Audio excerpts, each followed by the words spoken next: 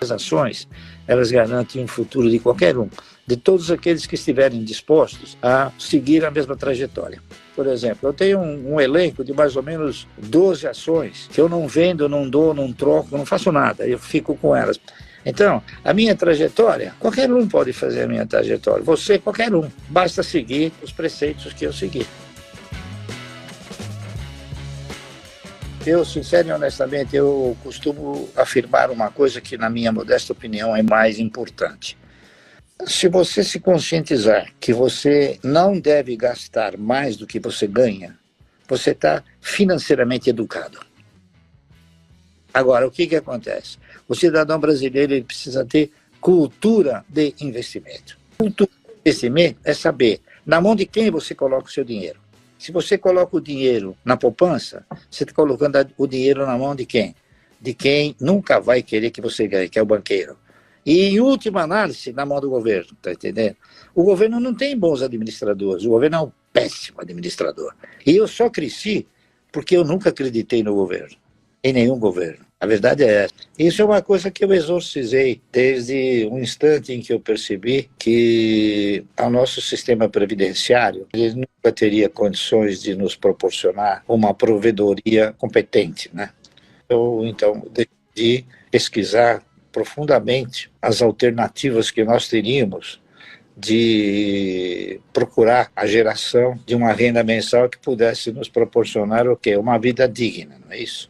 Através de pesquisa, através de desenvolvimento que nós fizemos, consolidar um estudo que mostrava que se você comprar 1.000 ações por mês durante 30 anos, parecia um poema, mas se você fizer isso, você chega a um resultado positivo. Como para você se aposentar, você precisa contribuir 30 anos, então não era nada impossível você comprar 1.000 ações por mês durante 30 anos. E isso está ao alcance de qualquer brasileiro. E a ação, então, ela é a forma que você tem de participar desses projetos. Então, a seleção que nós fazemos é o seguinte, e isso eu faço há 50 anos.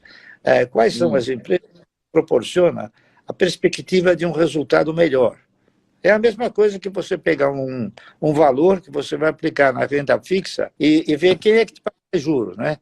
E no caso das ações é ver qual o yield mais satisfatório ou aquele que mais te satisfaz.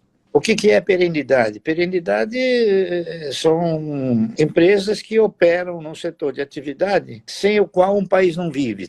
Então você tem energia elétrica, você tem o próprio sistema financeiro, você tem telecomunicações, e você tem uma série de outros também setores de atividade que são importantíssimos, é isso. 100 anos atrás nós vivíamos sem energia, hoje já nós não vivemos sem energia. Hoje ninguém vive sem telecomunicações, ninguém vive sem um celular, não é isso? Ele acabou se transformando um bem de primeira necessidade. Você pega, por exemplo, um setor de celulose, papel. A Klabin ela tem terras que eles produzem um instrumental chamado reflorestamento. Para fazer o reflorestamento, eles pegam uma sementinha, aquela sementinha vira uma muda, aquela muda eles colocam no solo, no solo se transforma numa árvore, eles despastam e cortam a árvore, transformam aquela árvore através de um processo de emulsão, um processo de produtos químicos, num negócio chamado pasta mecânica, que muitos conhecem por celulose. Essa pasta mecânica eles transformam em papel, o papel eles transformam em papelão, o papelão eles transformam em caixa e é o produto final. Findo esse processo, o processo ele se reinicia. Ele pega novamente a sementinha, ele planta a sementinha. Então, isso é sustentabilidade. O setor de energia também é sustentabilidade. É que o setor de energia ele já tem uma situação diferente. Nós temos 3 segmentos no setor de energia. Nós temos geração, que existem inúmeras matrizes de geração, tem hídrica, tem eólica, tem solar, não é isso? Nós temos a transmissão, que são as grandes linhas de transmissão, e nós temos a distribuição. Então, dentro desse setor de energia, a gente tem como considerado dentro do boi o filé mignon, tá entendendo? Por quê? Porque o transmissor ele tem dois fornecedores e dois clientes, né? Já a distribuição ele tem 50, 60, 70 mil clientes. Então o custo operacional dele é muito superior, ele tem problema da árvore cair, derrubar o fio, enfim, centenas de problemas, né? Então a gente vai fazendo o quê? A gente vai fazendo uma pré-seleção daquilo que, sendo perene, sendo sustentável, ele pode gerar melhores recursos e melhores proventos, tá certo? Isso aí é simples para todos. Ocorre o seguinte, pela minha vivência, eu sinto que o brasileiro, ele exorciza o óbvio, ele gosta da fantasia. Então, ele contempla mais a fantasia do que o óbvio.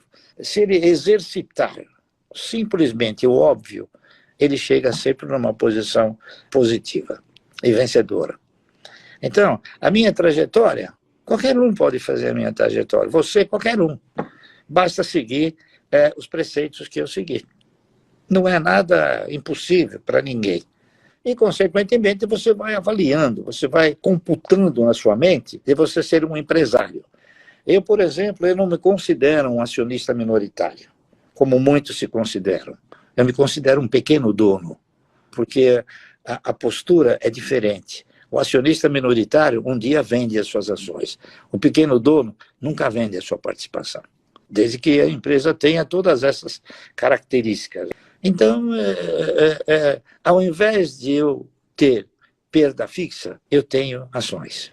Por isso é que eu digo que as ações, elas garantem um futuro de qualquer um, de todos aqueles que estiverem dispostos a seguir a mesma trajetória. Então, o que você faz? Se foi constante no passado e tem sido bastante afirmativo no futuro, por que eu vou mudar? Eu não mudei nada. O que eu faço agora, eu faço desde 1970, 71, a mesma coisa. Porque quando você encontra um caminho positivo, por que mudar, não é? Eu vou comprando ações, vou engordando a carteira, tá entendendo? Por exemplo, eu tenho um elenco de mais ou menos 12 ações que eu não vendo, não dou, não troco, não faço nada, eu fico com elas. Porque essas ações, elas fazem parte de um conjunto que me garante uma renda mensal. E se você fala em renda mensal, por que você vai vender? Tá entendendo? E chega um determinado momento também que é impossível você vender. Eu vou te dar um exemplo. Há muitos anos atrás, e outro, eu tenho ações desde 30, 40 anos, né? Eu tenho ações do Banco do Brasil que eu comprei a 60 e poucos centavos. Né? Se eu for vender agora, que não é interessante, eu tenho que pagar um volume de impostos. Eu vou contemplar o governo sem nenhum mérito para esse país. E outra, vou perder dinheiro, entende? Então, eu mantenho as ações. Por quê? Porque, como outros papéis, o Banco do Brasil, ele me oferece permanentemente proventos, dividendos, juros sobre capital próprio. Então, ele me sustenta, ele sustenta o meu caixa. No mercado, existe um fator que eu aprendi a respeitar. É exorcizar o patrimônio. O que vale no mercado não é você cultuar o seu ego, dizer, meu patrimônio é esse. O patrimônio de nós que operamos em ações, ele, por incrível que possa parecer, ele, com as oscilações de mercado, ele muda 300, 400 milhões. Está entendendo? Isso não me abala. Por quê? Porque o patrimônio, ele só alimenta o meu ego. O que alimenta o meu caixa são os proventos, entendeu? Então as pessoas se atemorizam. Por quê? Porque a bolsa caiu. Está entendendo? Então o patrimônio diminuiu. Mas acontece que ele não vendeu, eu não vendi. Então daqui a pouco o mercado volta e os papéis sobem novamente. E você tem que ter esta visão. Você tem dois procedimentos que são importantíssimos. O primeiro deles é a disciplina. Você tem que ser disciplinado e, ao mesmo tempo, você sabe que o mercado de valores é um mercado que ele não te enriquece do dia para a noite. A empresa ela não se transforma do dia para a noite. A empresa ela vem dentro de um esquema operacional e dentro desse processo operacional ela vai registrando os seus resultados, suas vendas e assim vai crescendo. Então, disciplina e paciência são dois fatores fundamentais. E depois você tem que, ao longo do tempo, você vai aprendendo, primeiro, a administrar os seus egos e depois a controlar os egos, entendeu? Uma coisa que a gente precisa fazer. Controlar egos é uma coisa que não te leva a impulsos inconsequentes. Fazer um negócio qualquer sem estudar. sem analisar, sem avaliar. Eu nunca faço um negócio sem avaliar. O camarada pode ser o melhor vendedor do mundo, ele não vai conseguir me convencer. Eu vou me convencer, não é ele que vai me convencer. Então tem uma coisa, você vai aprendendo a partir do instante em que eu determinei uma prioridade, e isso foi em 1970, 71, eu cheguei numa conclusão, falei, bom, eu tenho que estabelecer uma prioridade. Qual vai ser minha prioridade? Minha prioridade será constituir uma carteira de renda mensal. Então, cada vez que eu fui sempre fazer um negócio, eu perguntava para mim mesmo, Márcio, me diga uma coisa, isso aí é sua prioridade? Não, então não faça. Deixa para fazer com a sua prioridade. E simplesmente assim eu fui tentando administrar os meus procedimentos e hoje eu sou um camarada que não preciso nem controlá-los, eles vão por si só. Tá certo?